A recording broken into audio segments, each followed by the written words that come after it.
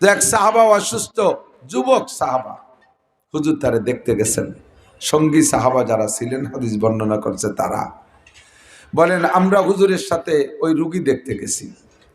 যাই হুজুর সহ আমরা রুগীর পাশে বসছি। আমরা অনেক সময় দেখেছি হুজুর এরকম কোন রুগীর কাছে গিয়ে বসলে তার জন্য হুজুর তাৎক্ষণিক দোয়া করতেন। আর দোয়া করলে একেবারে নগদের পর, হুজুর তো মুস্তাজাবুদ দাওয়াত, হুজুরের দোয়া আল্লাহ কবুল করেন, সঙ্গে সঙ্গে সুস্থ হয়ে যেত। পূর্ণ সুস্থ না হলেও রোগের 12 আনা কমে যেত। কিন্তু আজকে এই রুগীটার পাশে বসে হুজুর দোয়া করতেছেন, আল্লাহুম্মা শফি, আল্লাহুম্মা শফি, আরো অনেক অনেক দোয়া আছে হাদিসের, এগুলো হুজুর দোয়া করতেছেন, আমরা আমিন আমিন বলতেছি। কিন্তু ছেলেটার বিলকুল করে উন্নতি নেই, একেবারে চুল পরিমাণ পার্থক্য হচ্ছে না। হুজুর কিছুক্ষণ দোয়া করে হুজুর আশ্চর্য হলেন, আমি এইরকম লজ্জা পাইনি তো কোনোদিন, কির জন্য দোয়া করিয়া দোয়া করছি আর কিছু না কিছু পরিবর্তন তো, অনেকে পুরো সুস্থ হয়ে গেল, আর আজকে বিন্দু মাত্র কোনো উপকার হচ্ছে না। হুজুর একটু লজ্জা লজ্জা বোধ করতেছেন। হুজুর তখন মাইন্ড করছেন, কি জন্য একটা ঘটনা ঘটছে। হুজুর ওই যুবকের কানে কানে এমন দুর্বল, এমন নিস্তেজ হয়ে গেছে, হাদিসের শব্দ ইসখাফাতা হাত্তা সারাকাল ফারাখ, নিস্তেজ হয়ে গেছে। নবজাতক পাখির বাচ্চার ডিম থেকে বেরোইলে যেমন তার আওয়াজ চিউচু করে হয়, ওই রকম চিউচু করে একটু কথা বলতে পারে। হুজুর তার মুখের কাছে কান নিয়ে, কানের কাছে মুখ নিয়ে বললেন, আতাদউল্লাহ শাইআন আম তাসআলাহু, তোমার কি মনে পড়ে তুমি কোনো দোয়া মোনাজাতে আল্লাহর কাছে কিছু বলতে, যেই দোয়াগুলো কবুল হয়ে গেছে, এরকম হতে পারে এরকম কোনো দোয়া তুমি বলছো, করছো নাকি আল্লাহর কাছে মোনাজাতে?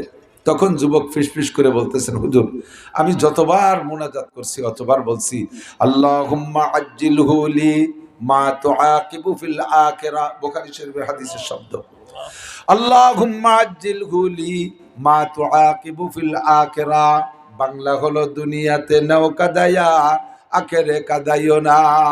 জাহান্নামের যেই শাস্তি তুমি আমার নামে বরাদ্দ রেখেছো, ওইটা তুমি দুনিয়ায় আমাকে দিয়ে নাও, আখেরাতে দিও না। আমি এই বলে বারবার দোয়া করতাম।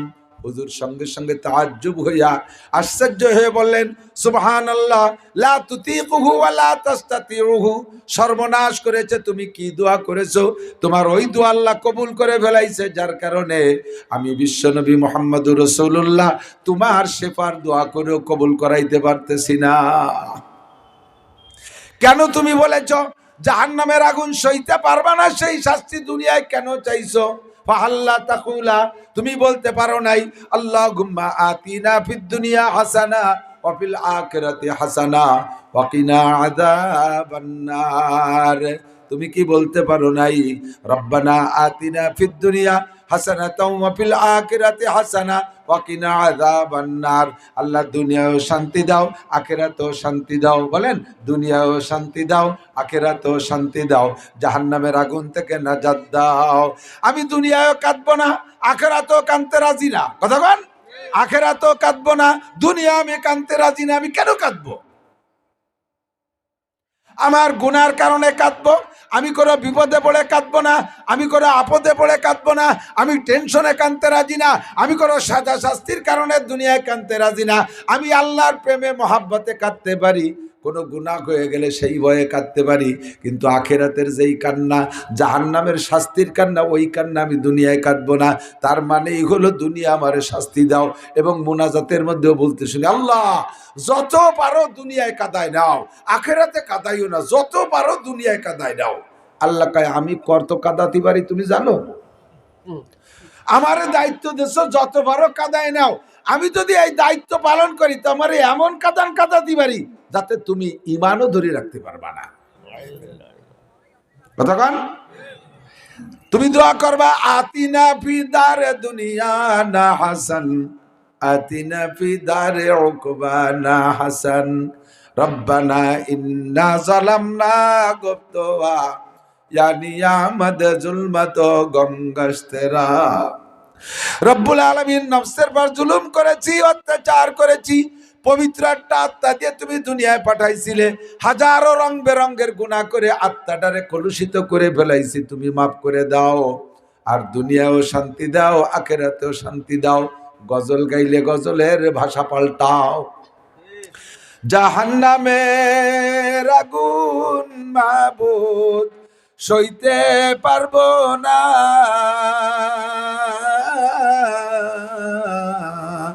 দুনিয়া ও আখিরাতে আমাকে কাঁদাইও না। গজল কি মিলতি কম মিলছে নাকি? হ্যাঁ, ছন্দ মিলছে না, আবার তর্জমা সহি, হাদিসের সাথে মিলে গেছে, কোরআনের সাথে মিলছে।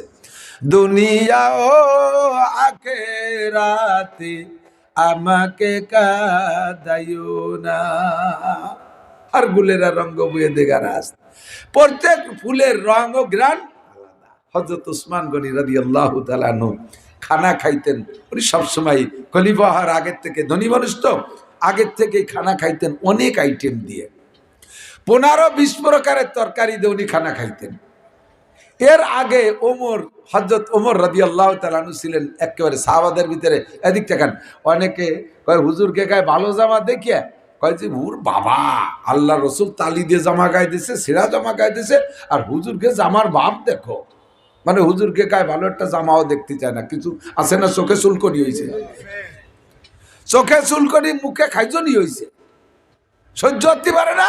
এ কয় যে হুজুরকে গায়ে এত ভালো জামা কে, আল্লাহ নবী তালি দিয়া জামা গায়ে দিছে। কইলাম যে সুরা, তুমি আল্লাহ নবীর সিরাত না আল্লাহ নবীর আখলাক সামাইল কি তুমি ভরছো না আমি ভরছি?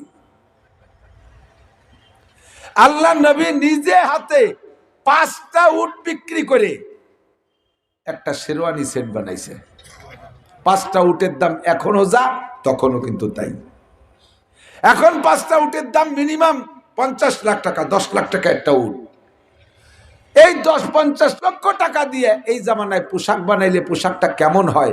নবী পাক 50 লাখ টাকা দিয়ে একটা পোশাক বানাইছে, শেরওয়ানি। দইয়াকাতুল কুম্মাইন, আতা ছিল চাপা, অজু বানানোর সময় গোছানো যেত না, শেরওয়ানিটাকে খুলে হুজুর অজু বানাইতেন। যখন অভাব ছিল তখন চলে গেছে, 1 মাস পর্যন্ত ঘরে আগুন জ্বালাই নেই, চুলো জ্বলে নেই, সেদিন চলে গেছে। খয়বারের যুদ্ধের পরে মুসলমানদের সম্পদ আল্লাহ বাড়াই দিছে, হুজুর নিজি হাতে 5টা উট বিক্রি করে তাই দিয়ে শেরওয়ানি বানাইছে। তুমি সিরা জামাটা মনে আছে? হুজুরি শেরওয়ানির কথা তোমার মনে চায় না? তুমি ওই লাইন পড়ছো, এই লাইন পড়ো না? হুজুর যখন 5টা উট বিক্রি করে শেরওয়ানি বানাইছেন শান শওকতে পড়ার জন্য, আল্লাহ বাদশাহ একজন হেরাক্লিয়াস, না নাজ্জাসী বাদশাহ 18টা উট বিক্রি করে হুজুরের জন্য শেরওয়ানি সেট বানাই পাঠাইছে। 18-10 1,80,00,000, 1,80,00,000 টাকা দিয়ে হুজুরকে পোশাক বানাইতেছে। হুজুর সেটা শান শওকতের সাথে পড়ছে। তুমি এই সমস্ত জামা পরতে পারো না, ছিঁড়া জামা কবে কাইতেছে সেইটি বুড়ি বসে রয়েছে। ছিঁড়া জামা পরছে হযরত ওমর। কে পরছে? হযরত ওমরের স্বভাব ছিল। হযরত ওমর বলেন, হব্বি বাইলাইয়া মিনাদ দুনিয়া সালাস, দুনিয়ার 3টে জিনিস আমার ভালো লাগে। হযরত ওমর বলতেছেন, হব্বি বাইলাইয়া মিনাদ দুনিয়া সালাস, দুনিয়ার 3টে জিনিস আমার ভালো লাগে। আল আমরু বিল মারুফ ওয়ান নাহি আনিল মুনকার ওয়াস সাওবুল খাল। সৎ কাজের আদেশ, এ ব্যাপারে আমি কঠোর, চুল পরিমাণ ছাড়তে রাজি না। অসৎ কাজের নিষেধ আমার ভালো লাগে, অসৎ কাজকে বাধা দিতে আমার খুব তৃপ্তি পাই। 3 নম্বরে ওয়াসাউবুল খালক, পুরান কাপড় আমার পড়তে ভালো লাগে।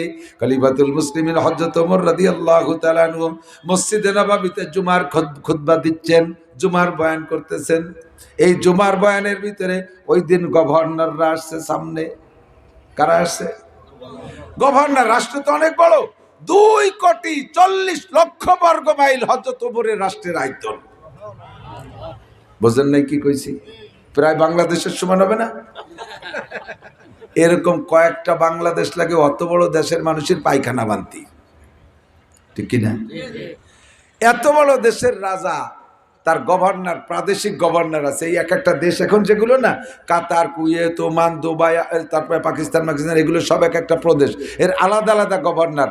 ওই দিন সব গভর্নররা জুমার দিনে মসজিদে নববীতে যে হযরত ওমরের সামনে বসা, উনি গভর্নরদেরকে উদ্দেশ্য করে আজকের খুতবা দিচ্ছেন।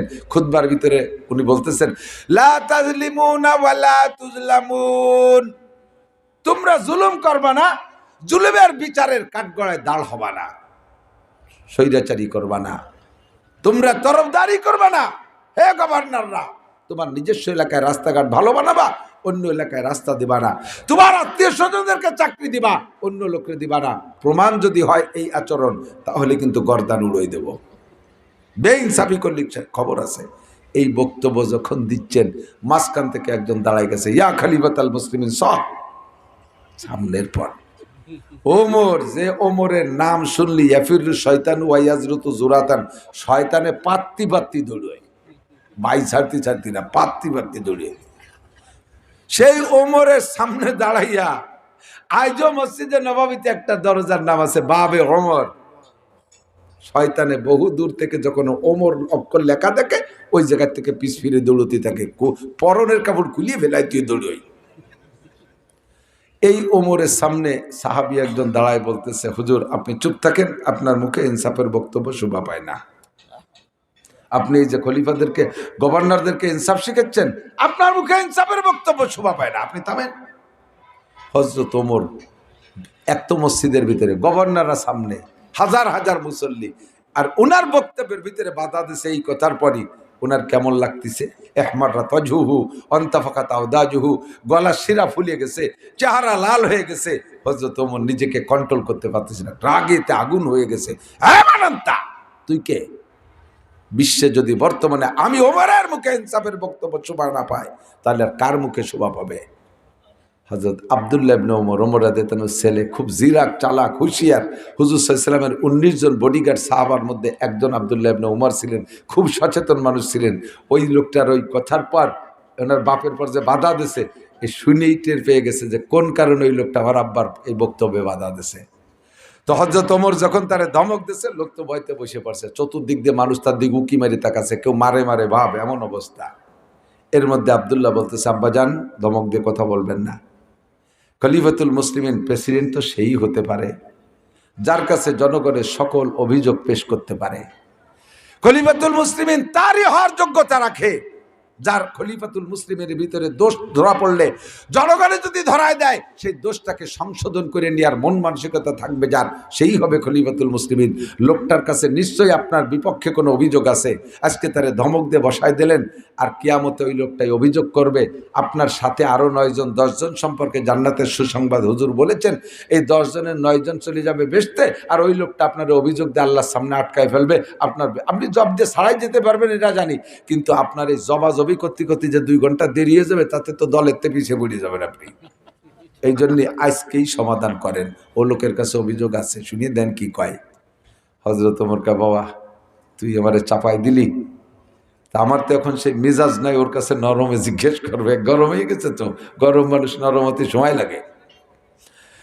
আল্লাহ, তো তুই একটু জিজ্ঞেস কর, তুমি জিজ্ঞেস করো বাপ, ওর কি অভিযোগ। তো ওই লোকটা, হযরত আব্দুল্লাহ টের পাইও যদি ইচ্ছা করতেন ঘরের মধ্যে নিয়ে শুনতে পারতেন, কিন্তু যেহেতু মানুষের ভিতরে অভিযোগ, এজন্য সমাধানও মানুষের মধ্যে হতে হবে, অন্যান্য অন্য লোকেরও সন্দেহ থেকে যাবে। এই জন্য, ভাই তোমার অভিযোগ কি আমার আব্বার উপরে? তুমি এমন বাধা দিলে আমার আব্বার বক্তব্যের পর। অভিযোগ হলো, গত জুমার দিন তোমার আব্বা জুমার নামাজের পরে শনিবারে আমাদেরকে রিলিফের কাপড় বিতরণ করছে, বিদেশ থেকে আসা পিস কাটা কাপড়। তো কাপড়ের সাইজ যা, এক একজন করে এক এক পিস আমাদের দিয়ে দিয়েছে, কিন্তু সাইজ খুব ছোট হওয়ার কারণে দেখো মসজিদের মধ্যে সেই কাপড়ের জামা কের গায়ে নাই। গত শনিবারে যে কাপড় দিয়েছে, ইচ্ছে করলে 1 সপ্তাহ যাবৎ একটা জামা বানায় ফেলতে পারতাম আমরা, কিন্তু সেই কাপড় ছোট হওয়ার কারণে আমাদের মধ্যে সবচেয়ে বেটে মানুষ যে, তারও জামা হয় নাই, এত ছোট পিস কাপড়। আর সেই কাপড়ের জামা দিয়ে আজকে তোমার আব্বার গায়ে জামা দেখতেছি। তোমার আব্বা আমাদের মধ্যে সবচেয়ে লম্বা, আর কাপড় এত ছোট কাপড় দিছে যে 1 পিস কাপড়ে বেটে খাটো মানুষের জামা হয় না।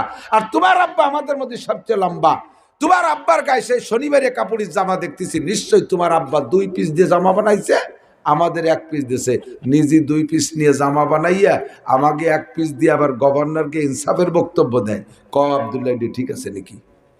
হযরত আব্দুল্লাহ বলতেছে, আব্বা আল্লাহর কসম, ওই লোকের পক্ষে আমি সাক্ষী, আপনি 2 পিস কাপড় দিয়ে জামা বানাইছেন।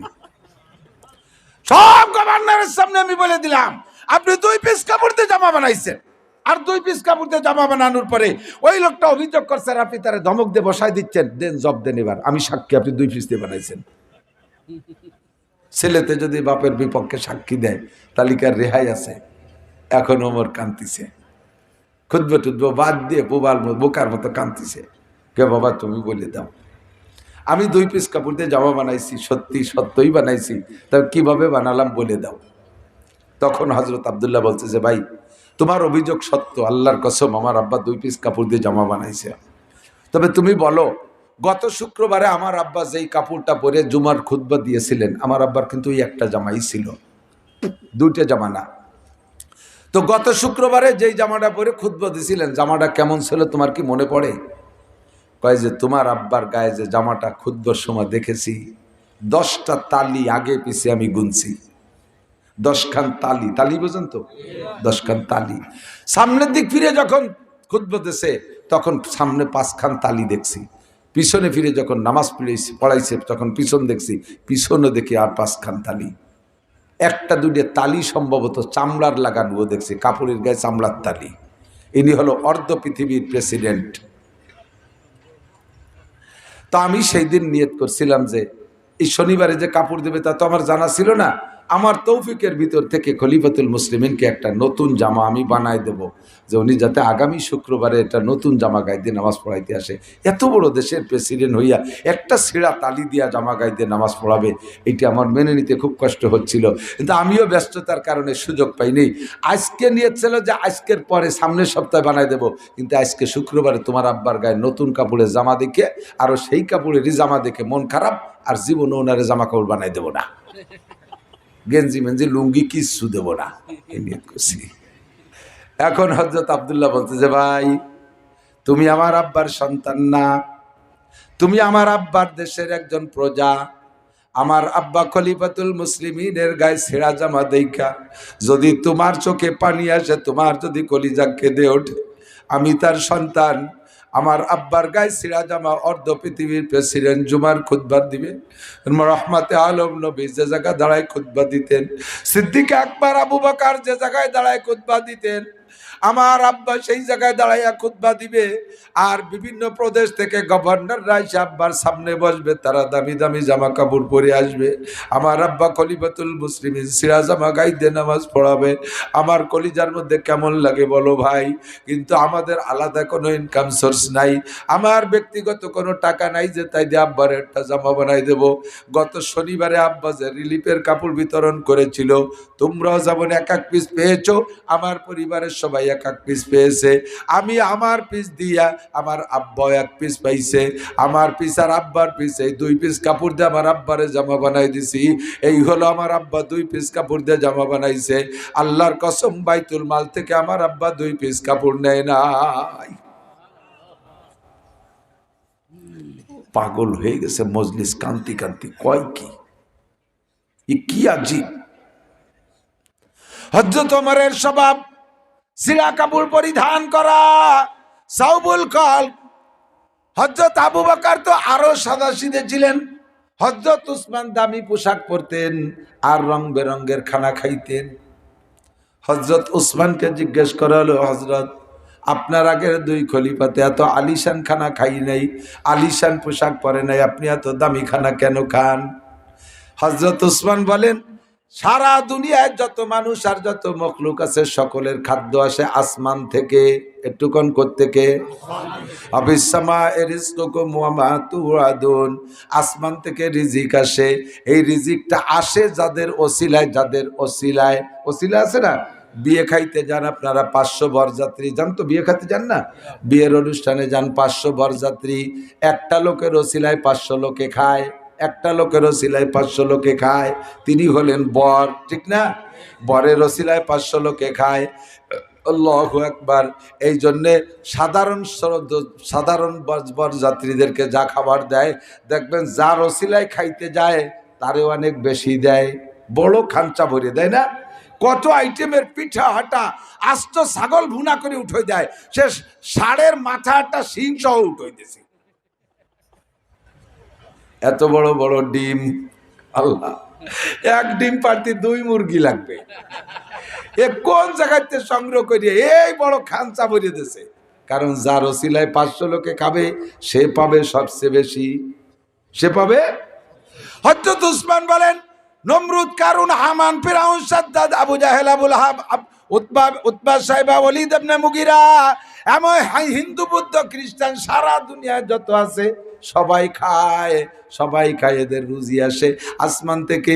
বর হলো মুসলমান, বর হলো মুসলমান, মুসলমানদের ওসিলায় তারা খায়। আমরা মুসলমান, আমাদের ওসিলায় আসমান থেকে আসে আর খায় তারা। কাজেই আমরা হলাম বর, বরে কেন কম খাবে, যার ওসিলায় আছে সে কেন কম খাবে। এই জন্যে আমার ওসিলায় আসে বিদায় আমি পরাণ ভরে খাবো, খাইয়ে থাকলে ওরা খাবে, না থাকলে না খাবে। এই জন্য আমি 20-30 প্রকারের তরকারি খাই। আমার ওসিলায় পোশাক আছে, সবচেয়ে দামি পোশাক আমি পরবো, পরার পরে থাকলে ওরা পরবে, না থাকলে না পরবে, আমি পরাণ ভরে পোশাক পরবো। এটা হলো হযরত উসমানের হিসাব নিকাশ। আবার হযরত আলীর খেয়াল আলাদা, বলছি না হার ফুলের রঙ বইয়ে দেয়, প্রত্যেক ফুলের রঙ গিরান আলাদা।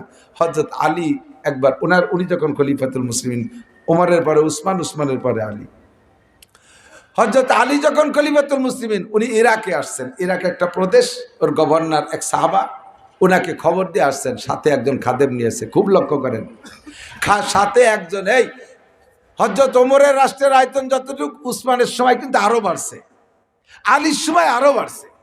বিশাল রাষ্ট্রের প্রেসিডেন্ট হযরত আলী আর একটা প্রদেশে যাইতেছেন পরিদর্শনে, সাথে একজন খাদেম, মোটে কয়জন?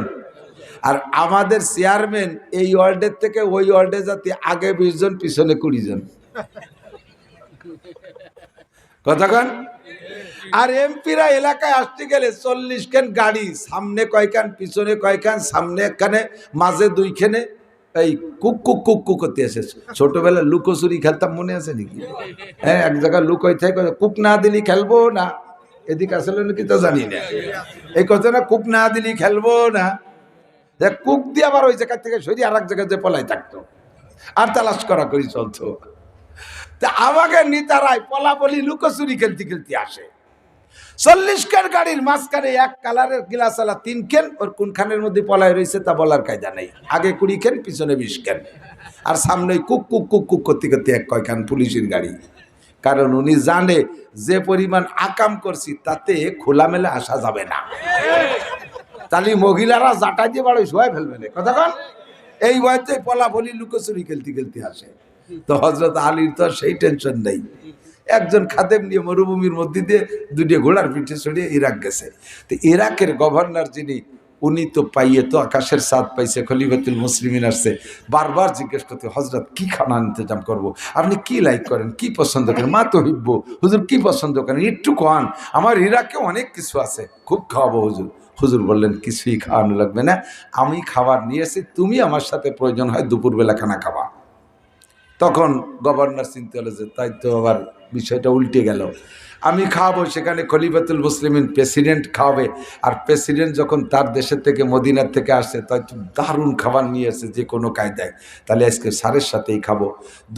দুপুর পর্যন্ত অফিস আদালত করে ঘরের ভিতরে যখন আলাদা খাবারের সময় হয়েছে, জোহরের নামাজ পড়িয়ে একটা রুমের মধ্যে শুধু গভর্নরে বলছে তুমি থাকবা, আর আমার খাদেম যে আছে ও থাকবে, আর আমি থাকবো, 3 জন খানা খাবো। তো ঘরের দরজা আটকাই দিয়ে রুদ্ধ দ্বারে খানা খুলছে, ব্যাগের থেকে খাদেমরে বলছে খানা বের করো। 3 খান প্লেট আনছে আগে, 3 খান প্লেটের ভিতরে 3 প্লেট পানি দিছে, সাদা পানি দিয়ে ব্যাগের থেকে বেরোইয়ে শুকনো রুটি মদিনাতে বানাইছে, তারই 2 খানের রুটি ওর মধ্যে ভিজেছে পানির মধ্যে, আর 4-4টে খেজুর ভিজেই দিয়েছে ওর মধ্যে দিয়ে। উনিও খায়, খাদেমও খায়, গভর্নরে কয় খাও বাবা, এই যে আমাকে খানা। গভর্নর ভয়তে তার পেশাব হয়ে যাওয়ার কায়দা, ওরে কপাল। প্রেসিডেন্ট আইছে, সে নিজের খাবার ব্যাগেতে পারায় শূন্য রুটি, আমার তো তাহলে এবার নাম কেটে দিবে যে তোমার দেশে আসলাম, তুমি আমারে ভালো মেহমানদারি করলে না, এই অভিযোগ কখন তুলে আল্লাহ জানে, আমার নাম কাটা যাবে, আমারে পদচ্যুত করে দেবে। ভয়তে কাঁপতেছে, বলতেছে হযরত আমার এইভাবে অপমান করলেন কেন, আমার এই কষ্টটা কেন দিলেন, আমার প্রদেশে আসছেন, আমার একটু দেবেন না মেহমানদারি করার সুযোগ, আমি খুব খারাপ লাগতেছে স্যার, কি করব। তো হযরত আলী বলতেছেন বাবা তোমার ইরাকে কোনো কিছুর অভাব নাই, ঠিক আছে, কিন্তু তোমার আমি যে খাবার নিয়ে এসেছি এই খাবার আর তোমার ইরাকের খাবার এক হবে না। আমি যে খাবার নিয়ে এসেছি রুটি আর খেজুর, এই রুটি মদিনার আটার রুটি, মদিনার আটার রুটি, এই রুটি মদিনার পানি দিয়ে সেনছি, এই রুটি আটা তৈরি করছি, এরপরে মদিনার আগুনে তারে গরম করছি, এরপরে মদিনার খরার ভিতরে রোদের মধ্যে শুকাইছি। মদিনাওয়ালার ঘিরান আমার রুটির ভিতরে আছে, মদিনাওয়ালার ঘিরান আমার খেজুরির মধ্যে আছে। সেই রুটি আর সেই খেজুর খাই, আর এর মধ্যে মদিনাওয়ালা মুহাম্মদুর রাসূলুল্লাহর ঘিরান পাই। তোমার ইরাকের খাবারের মধ্যে তো সেই ঘিরান নাই। গভর্নর পাগল হয়ে গেছে। আহা, এনাদের নাম আশেকে রসুল, এনাদের নাম কি? আর আমাকে দেশে কয়দিন জিলাপি বানাই টানাই খাইয়ে দিয়ে লাভাই ফেলাইয়া মহিলা পুরুষ নিয়ে একসাথে নাইছে খাইয়া আশেকে রসুল। নামাজ নাই, কালাম নাই, আগে শুষে না মুতি ফানি নয় না, এর নাম হয়েছে আশেকে রসুল। কতক্ষণ আল্লাহু আকবার বলতে যে সরে চলে আসি। যে কথা বলবো সেটা হলো হযরত উসমানের সাথে আমি এ ব্যাপারে একমত। অনেকে আছে কৃপণ, পয়সা করি কামাই করে খরচ করে না। আরে মেয়ে রেখে যাবেন কার জন্য? লুঙ্গি কেনেন, দামি একটা লুঙ্গি কেনেন, 2200 টাকাতে একটা লুঙ্গি কিনে পরেন। আপনি দামি কাপড়ের জামা পরেন, আল্লাহ তৌফিক দিয়েছে, আপনি পরেন, পরে শুকর আদায় করেন, হয়ে গেল। আলহামদুলিল্লাহিল্লাযী কাসানি মা ওয়ারিয়া বিহি সাওআতি ওয়া তাজাম্মালু ফি হায়াতি।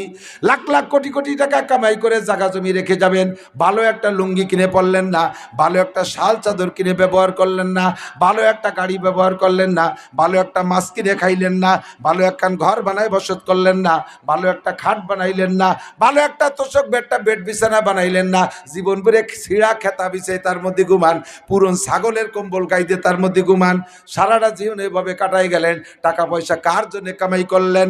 শেখ সাদি রহমাতুল্লাহ আলাইহি বলেন, নেক বক্তাকে খুর্দ কেশ, বদ বক্তাকে মুর্দ হেস। সৌভাগ্যবান সেই ব্যক্তি যে কামাই করে আর খেয়ে যায়, আর দিনের জন্য কিছু খরচ করে যায়। আর কপাল পোড়া ওই লোকটা, যেই লোকটা রক্ত পানি করে কামাই করে, কিছু খায়ও না পরেও না, সব রেখে যায়, আখেরাতের জন্য কিছু দান অনুদান করে যায় না, ওই লোকটা কপাল পোড়া। কথা কন ঠিক কি ঠিক না? এই জন্য আমি শান্তি চাই, আমি কখনো অশান্তি চাই না, আমি শান্তি চাই, আমি কখনো অশান্তি চাই না। এবার আল্লাহ পাক বলেন, শান্তি যদি চাও পাবা কোন জায়গায়? নেতাদের পিছনে বহুত স্লোগান দিছো, কোনো নেতা শান্তি দিতে পারে নাই, নেতা নিজেই অশান্তিতে জেলখানার মধ্যে ইতিকাফ করতেছে।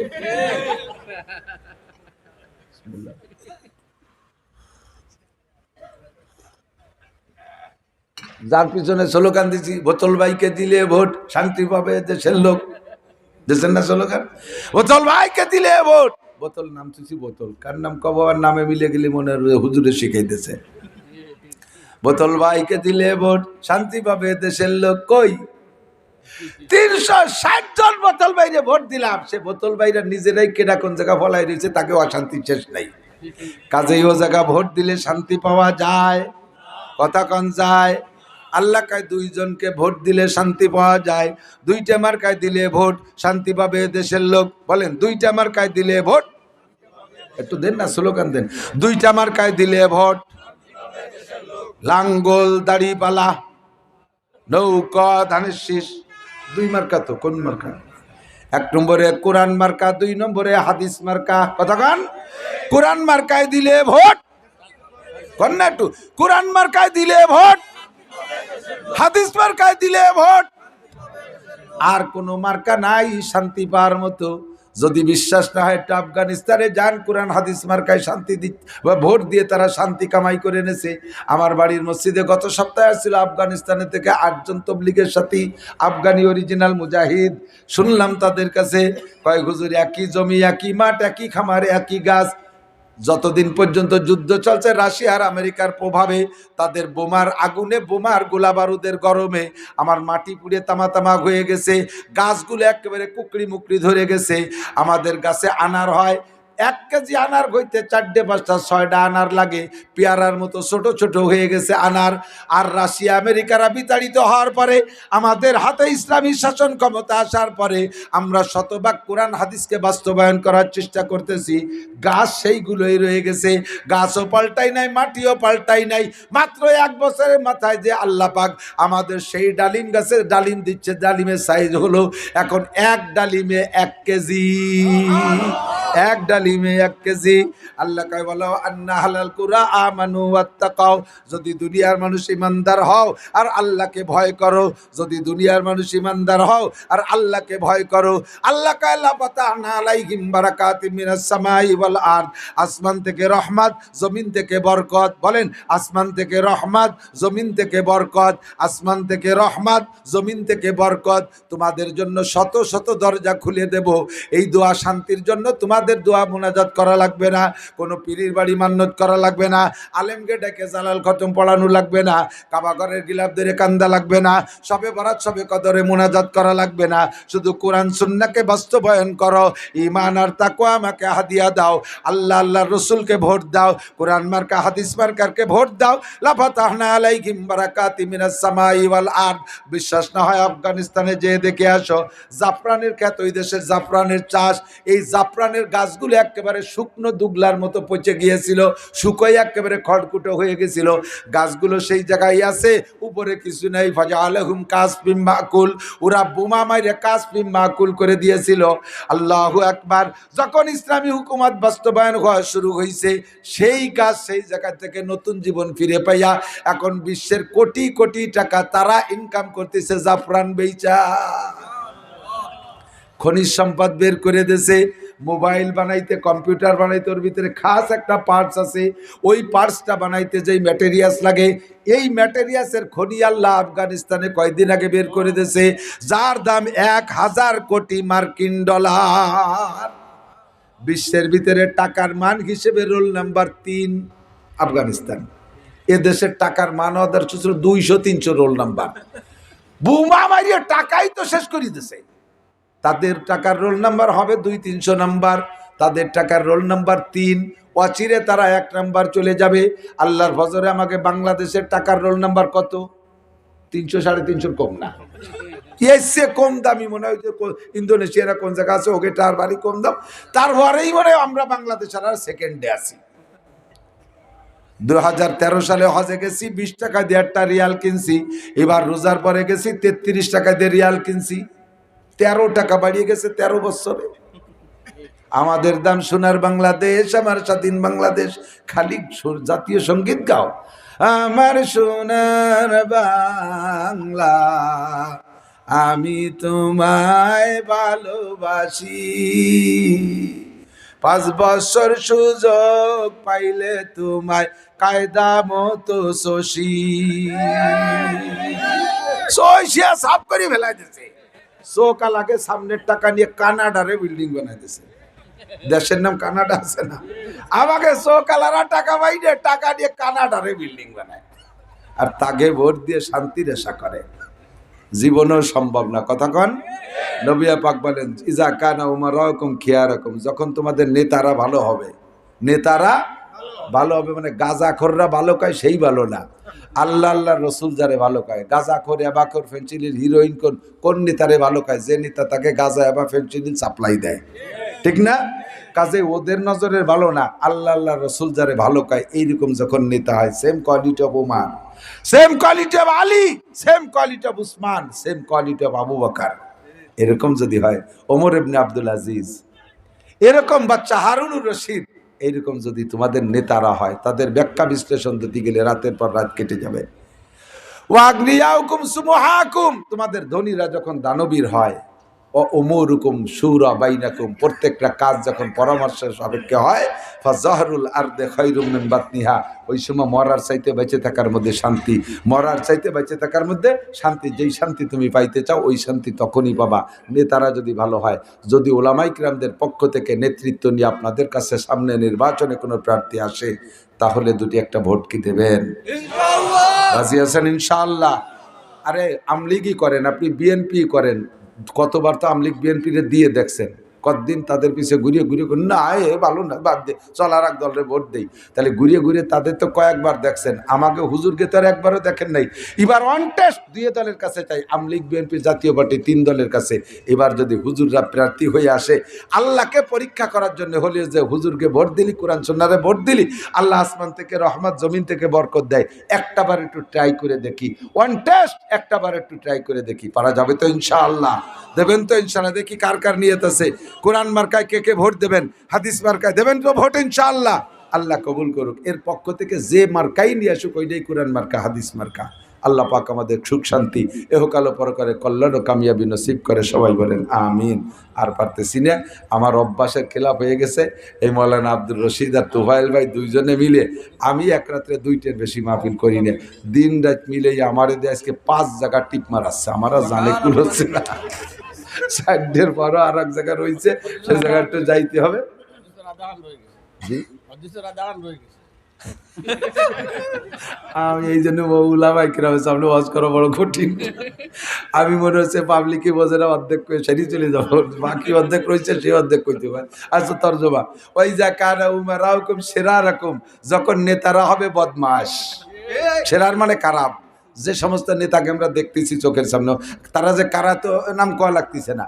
যখন তোমাদের নেতারা হবে খারাপ, ওয়াগনিয়াকুম বুখালাকুম, ধনীরা হবে কৃপণ, যাকাত দেবে না, গরিবের হক আদায় করবে না। রং শীতকালে কম্বল, নিজেরা দামি দামি কম্বল, গরিবরে দেবে 80 টাকা দামে ছাগলের জ্যাকেট। এইরকম যখন করবে, ওয়া উমুরুকুম সুর ইলা নিসাইকুম, সংসার থেকে সংসদ পর্যন্ত সব জায়গার মাতবাড়ি চলে যাবে নারীদের হাতে। সংসারের মাতুব্বার, আপনি টাকা দেবেন, আপনার বউ কয় না টাকা দিবা না, তখন দেখুন যে আপনার চোখ ভুলাই গেছে, বইতে ভরান কাপি উঠছে, স্টক করার কায়দা, বউতি ধমক দিচ্ছে, বোর কাছে সংসারে মুরব্বীরা মুড়ি দিয়ে গেছে। ঠিক কি ঠিক না? বউ হয়েছে সংসারের মাতুব্বার, ওয়ার্ডের মাতুব্বার মহিলা, চেয়ারম্যান হয়েছে মহিলা, ডিসি মহিলা, আরে সব জায়গা মহিলা। যখন তোমাদের সর্বক্ষেত্রে মাতবাড়ি করবে মহিলারা, ফাবাতানুল আরদি খায়রুম মিন জাহরিহা, ওই সময় জমিনের উপরের চেয়ে নিচের ভাগে তোমাদের শান্তি। তাড়াতাড়ি ইমানের সাথে কলেমা পড়ে মরতে পারো নাকি সেই চিন্তা আরো। আর দুনিয়ায় সুখ পাইতেছ না, কাজেই পুনরায় সুখ পাইতে হলে আগের 3টে ধরতে হবে। রাজি আছেন না ইনশাআল্লাহ? সুবহানাল্লাহি বিহামদি, সুবহানাল্লাহিল আযীম।